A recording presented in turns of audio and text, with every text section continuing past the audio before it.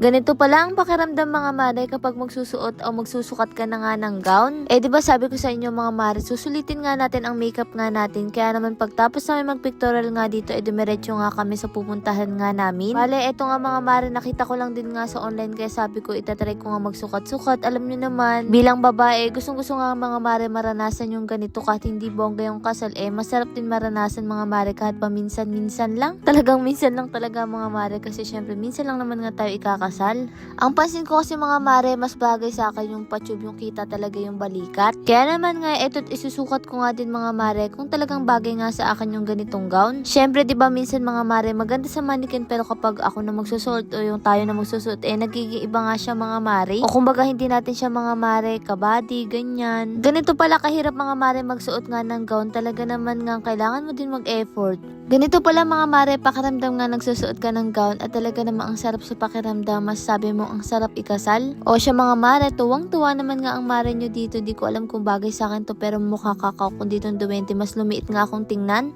Parang mga mare hindi bagay sa akin yung mga ginto, mas bagay sa akin yung medyo fit, ganun. Pero dito nga mga mare hindi nga halata ang tiyan ko pero ang ganda-ganda nga nito pero hindi nga para sa akin to. O siya mga mare, isa nga sa nagagawa ng ating Mare Glow ay tulungan ka nga mawala ang pimples mo, matuyo ang pimples mo. Yung mga dark spot mo mga mare, tulad nga ni Ran, ganito nga yung itsura nga ng mukha niya nitong mga nakaraan. O siya mga mare, eto't maswerte talaga mga mare ang nakapanood nito dahil ang sabon natin ay nagbabalik. Kada order nyo ng isang sabon ay matik namin kasama na siyang 50 grams na sabon mga mare sa Kameshnet. At ulitin ko, limited lang to mga mare kaya pwede nyo nang i-grab kung napanood nyo to ngayong araw. Ang sabon ng Mare Glow, hindi lang siya nakakatulong makapagpalighten ng balat, nakakatulong din siya mga mare makapagpalighten ng dark spot, uneven skin tone, makapagpalighten ng melasma, pekas, oily face, blackheads, whitehead. Dito nga sa sabon natin mga mare, hindi mo na kailangan mag-rejuve para nga mga mare maranasan yung mga ganong bagay.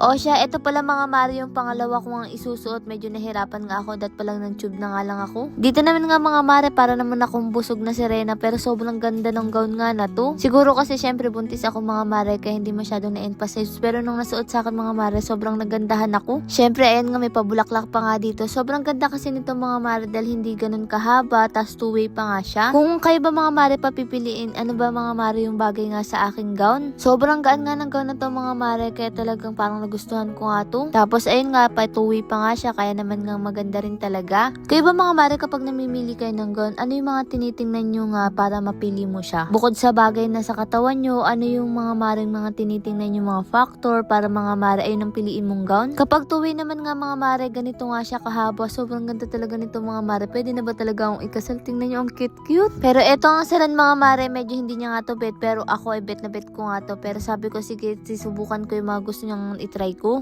Iba rin talaga mga mare kapag lalaki no, sobrang basic lang nung sa kanila pero talagang alam mong bagay sa kanila, ganun. Tulad nga mga mare nung kay Ran, ganito nga yung itsura ng balak nga namin sa kanya. Kaya nga lang malaki to mga mare, kaya sabi nga namin papatahian na lang kung bibilin to. Syempre mga mare, gusto ko rin talagang masubukan yung mga sinasabi ni Ran kung bagay sa akin, kaya naman nga sumubok pa nga ako ng 3. Pero kung ako si tatanungin mga mare, alam ko kasi yung bagay sa akin yung patube talaga. Tapos eto nga, maganda rin naman nga ito kaya nga lang walang makapitan. Alam niyo naman hindi pinagpala sa hinaharap. Pero cute nga din to mga mare. Kayo ba mga mare, ano ang pinaka-bet nyo? Bale, eto na pala mga mare yung pangatlo kong ang sinukat. Tapos mga mare, tingnan ko nga lang din kung bagay talaga. Hindi ko rin kasi mga mare masyado makita kung bagay sa akin dahil nga medyo, alam niyo naman, malabo talaga ang mata ko, hindi ko makita sa salamin. Eto naman nga mga mare yung pangatlo, sabi ni Ran, subukan ko nga daw to. Parang simple nga lang din to pero two-way nga din siya. Pero tingin ko hindi sa akin to bagay mga mare pero sobrang ganda ng gown. Sadyang hindi nga lang talaga sa akin bagay. Salamat nga kay ate ay talaga napakatyaga niya nga mga mare sa pagtulungan sa akin sa pagsusukat. Naku mga mare, parang hindi naman yata matutuwa makakita sa akin ito, parang matatakot pa nga.